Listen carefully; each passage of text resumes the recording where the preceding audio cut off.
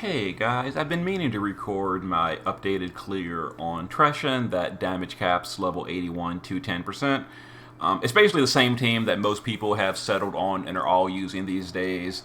It's similar to my original team that was, this setup. The only difference is like basically swapping Cacteria for Louise and using Zidane's STMR. Wanderer had the idea to make that swap, and it does increase damage a decent amount. So that's what we're using. That's what pretty much everyone is using. The exact same team, exact same strategy. I have put my own little spin on it with actions to get more morale per turn. So I will be recording the updated clear that does 81 to 10%. As you can see, I have damage capped with that, and I am sharing rank 75 with 1,000 other people that have damage capped this rank. You can also use the same strategy to do 240%, and that's how you go higher than rank 75. Those of you that have the good enough gear to do 240%, it is more damage. It's the same exact strategy, you just do 240% instead. I've been trying to use my orbs on pearls. As you can see, I'm still 1 pearl short. It's not cooperating. Anyway, we're going to use these mods for 210% on level 81. If you're capping 81, you can turn on this modifier for 240%, and that's what would get you above rank 75 with the current team. But you need really good gear to be worth going to 240%. But we're doing a 210% clear in this setup, and I'm going to show you the actions per turn that are going to allow you to fill morale very quickly, etc. So give me a second and we'll jump into it. And because this is a little bit of RNG going on in the clear. So I'll see you guys for the run in just a moment. Alright guys, the boss has not been cooperating on turn 3, so we're gonna go for another run. Hopefully the boss on turn 3 cooperates this time. He's been kind of mean these test runs, or these recorded runs. Anyway, so we've got auto casting for morale, as you can see here. A lot of batons, a lot of lilies, a lot of stones. Alright, so Kresnik is going to Shining Siphon to imbue the boss with light. Carton is going to Chaos Grenade and then retarget it to our own team for the breaks. That is very important for morale.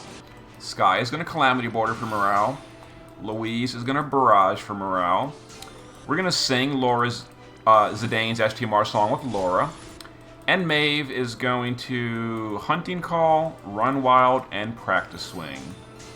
Alright, so one thing I'll point out here is after the Imperil and the modifiers, we've still got 100 or better to Light, Earth, and Thunder resist with Maeve. That is really important, because that means we're going to be resisting all the damage. Not absorbing the damage, even though the boss is imbued with light. We're going to be resisting the damage. Now, by resisting the damage entirely, you're not taking that morale penalty for taking damage. If the boss deals you even a single point of damage, it gives him a morale gain of 0.35%, same as us dealing damage. Like, the reason we barrage, because each hit of damage gives a small gain to morale. And if the boss is dealing damage to your tank, even if it's minimal damage, it is still giving him morale. So you really want to resist all the damage if possible, not mitigate it. Taking no damage is much better. Anyway, we're going to go ahead and Chaos Grenade our own party yet again with Carton for the morale gain. We're going to Calamity, we're going to Barrage, we're going to Stimulant with Kresnik, and Maeve is going to Provoke, morale fill, and then hit the boss with her Hammer and Peril to get weakness damage. So once again, we are going to be negating all the damage with Maeve. Also, Maeve is currently using her auto cover, so we didn't waste an action casting cover. Because we're immuning all the physical damage, we didn't really need to worry about mitigations and all, so the auto cover is totally fine here. That's all we need. Alright, so the boss's disease wore off already on turn 2. That was incredibly unfortunate. It's going to be reapplied by Kresnik on turn 3, but that means it's probably going to wear off again before turn 6. So this is probably a wasted run because disease is going to fade, and without disease, we're not going to get good damage on the boss. That sucks that it wore off so early. Damn it. Oh well. So on turn, we're going to keep going though. So on turn 3, Louise is going to Chaos Grenade and then retarget the party. The reason we're doing Louise this turn is because Carton is going to be busy doing his base form LB for Dark Absorb. Sky is going to do her shifted LB for stacking it up. Wait for Carton to finish. I don't want to chain it all. Alright. Kresnik is now going to do Arcane Antioxidant. That's going to be a resist buff as well as an autocast resist buff for the rest of the fight. Maeve is going to shift. We're going to do the Killer buff, You're a Natural for later. Natural Wall for the cover, and then Hunting Call for Morale Fill. So we need the boss to cooperate. We need multiple dark attacks and not so many earth and wind attacks here. So this is RNG. We need to see quite a few dark thunder attacks. So we saw a few. Yep, we're looking good here. Okay, there's some dark, there's some wind. Oh, we're fine. Okay, we got it. We're good. Yeah, the past few times the boss was doing lots and lots of wind earths, and it was kind of painful. And it killed my tank. But when the boss does dark attacks, you're fine. Okay, so on turn 4, we're going to go back to the base form with Sky. And now we're going to Chaos Grenade with Carton again.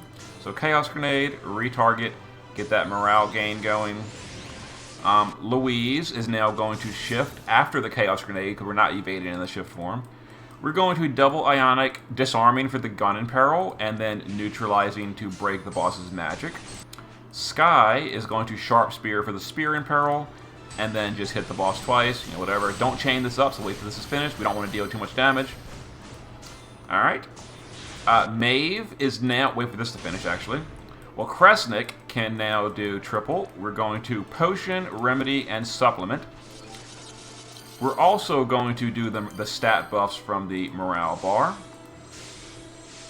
And now Maeve is going to Feral Instinct for the Imbue, Hunting Call, and we're going to Wild Barrier. That's to help her survive this turn, as well as for the rest of the party to survive the damage over time next turn. Okay, so morale's looking good. We're at 194%. Here's some attacks on the party. We're not immune anymore. We're not absorbing anymore. But turn 4 is pretty easy to survive because the boss does have breaks up at this point. So that's fine.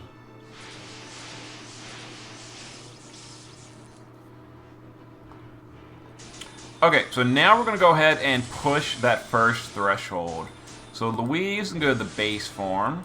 We're going to just double Ionic. We're going to Tactical. And then we're going to Incapacitate for the Spirit Break. Carton is going to shift, and we're going to Frenzy this turn to push that threshold.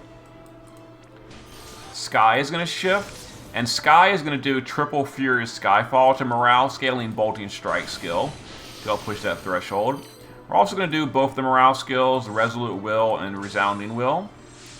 So let's go ahead and push this. This should very easily push the threshold with Carton's Frenzy, and then Sky doing a little bit as well. Okay. Kresnik, for more morale gain, is going to do double potion and supplement. And then Maeve is going to go back to the base form. We're going to effective strategy for the mitigation, because we are taking damage over time this turn. Hunting Call, and we're going to practice swing for the hammer in peril. Okay, so disease is currently still up. If disease wears off this turn, we pretty much have a ruined run. It's going to feel real bad. But let's see what happens. Please don't wear off disease. It did. Yeah, because disease wore off so early in the fight the first time, the second time it was going to wear off again. Damn it, that's so irritating.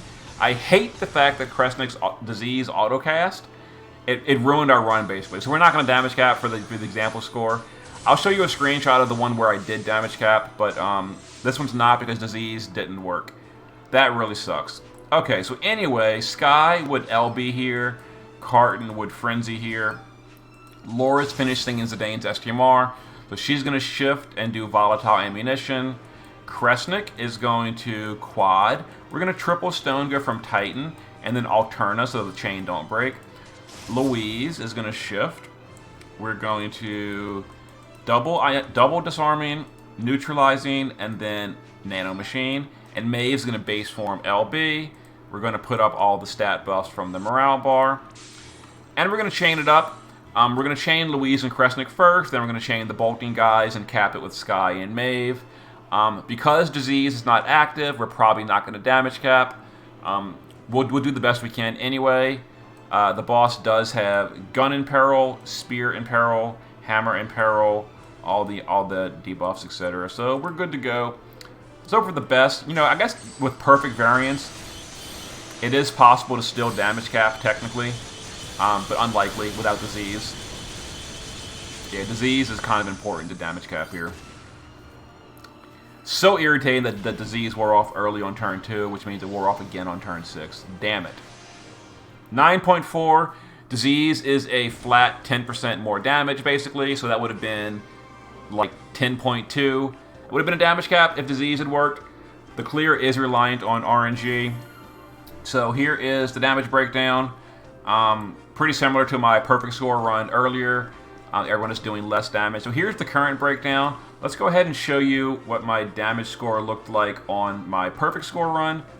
Here was my perfect score run, where, as you see, everyone's doing more damage because that run, disease was active. You can see Laura did 4, Sky did 4, Carton did 3.7. Louise actually did bad that run, but whatever. So that was my perfect score run that I did previously. Here is the current one where disease wore off. It's random. Sometimes it wears off, sometimes it doesn't.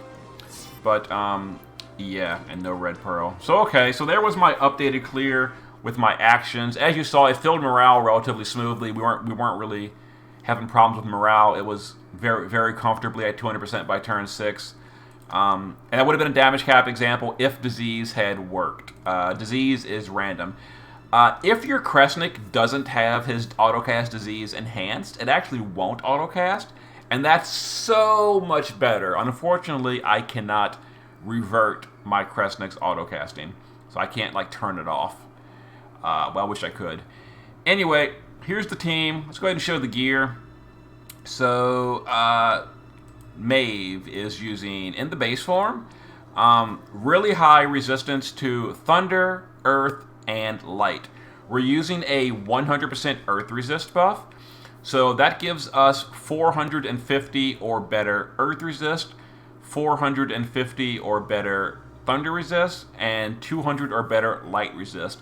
That gives us absolute immunity to the physical damage in the base form. She's also using her TMR or STMR because we do want the auto-casted physical cover, so we don't waste an action casting cover. Here's the gear we used. This is not a budget run. This is, you know, me doing the best I can. There it is. Shift form, as much wind and earth resist as you can realistically fit. I actually don't have some of the really good STMRs that are limited time for this, like Mistina's STMR and all that. I don't have those, or Ellie's STMR is really good for it. Don't have that one either. But, you know, mine's fine.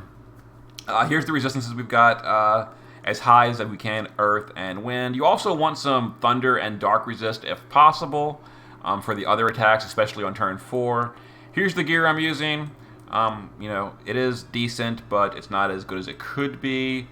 And there it is. So Maeve survived, which is all that really matters. It is RNG on turn 3 if you survive or not, because again, if the boss doesn't do many dark attacks, you're not going to be getting the absorb, you're not going to be getting the healing, and you're going to die to the wind and earth attacks on turn 3. Louise in the base form, double baton, Galvana lilies, Riku's pouch. The whole party has either 100% evasion or 200% light resist, so we can resist the Riku's pouch Chaos Grenade. On turn 3, Louise does Chaos Grenade on turn 3. We're still imbued with the Kresnik imbue on turn 3, so it's light element. So there's her build, and Barrage as well, and she's got 100% evasion is how she's evading the Chaos Grenade. Shift form, double gun build, magic, dragon, and beast. Pretty typical. She's maxed on everything. There we go. 300 beast, 300 dragon. Make sure you're using non-elemental guns. Don't use her STMR because those are locked to fire element. Kresnik base form, again, double conductors for the morale fill. Irene's ring and Ring of the Luci, so we can quad black magic and use a alternate so we don't break the chain. On Titan with Stone Galern, so we can chain with Louise. And he has 200% or better light resist, so we resist the Chaos Grenades. Shift form, same thing pretty much. He does have the highest MP in the party because we're using the practice session card. You can gear him for that even without this card. That way he takes the mana drain. Actually, the mana drain on turn 1 is negated because of the light imbue and the light resist. That's actually not important because if your provoker or your mana drain target has 200% light resist, they will resist the mana drain on turn 1. So actually, you don't even need to have like really high mana. Or I'm sorry, you don't really need Philosopher's Stone. Anyway, there's the build he used. 200 or better light resist. Laura in the base form, 200 or better light resist because she can't evade the Chaos Grenades. We need to resist them. So 200 or better light resist. Other than that, Zidane's STMR song. Shift form, damage with versus Beast and Dragon. She did a lot of damage here. 7,000 attack, maxed Beast and Dragon. There's her build with the gun. Carton, base form, Riku's pouch, Lily's Conductor's Baton. He does need a light weapon because he also Chaos Grenades on turn 4. On turn 4, the light imbue from Kresnik has worn off. So we need him to be using a light weapon in the base form so that he doesn't kill the team. That way the whole party can resist the light damage. He is full evasion in the base form as well so that we don't kill himself. I don't think Carton ever uses Barrage. He doesn't, so you can ignore that. There we go. Shift form is, he's using a spear build because spears have a 30% imperil from Sky instead of 25% from himself. So spears are better if you can gear for it. If you're using this spear, it has a high variance as well. It's got a 1.3 high-end variance, even though it's a one-handed spear. So hopefully you bought this during Trials of Mana. Yeah, so spear build on Carton with dual wield. He has also Virtue Drake is a great spear because it has Dragon Killer Plus on it. That's a really good spear. Anyway, here's his build: 5,600 attack power, 275 Beast, maxed on Dragon, and there's his build. Next is Sky in the base form is using. Did Sky ever do Chaos Grenade? She did not, so you don't need Riku's pouch. She did do Calamity Border in the base form, so that's important. I think she's full evasion. She's full evasion, which is how she didn't take damage from Calamity Border. I'm sorry, Chaos Grenade. Shift form, gun build, damage versus Beast and Dragons. I think she's maxed on everything. Let's check it out real quick. Tifa's card. Maxed Beast, maxed Dragon, maxed LB. Yep, maxed on everything. Okay. There was the team's build and gear. Yeah, so if your disease works on turn 6, if it's still there on turn 6, you should be able to damage cap pretty comfortably if your gear is really good. If it's not, if disease fades, big sad face, try again. Anyway, see you next time.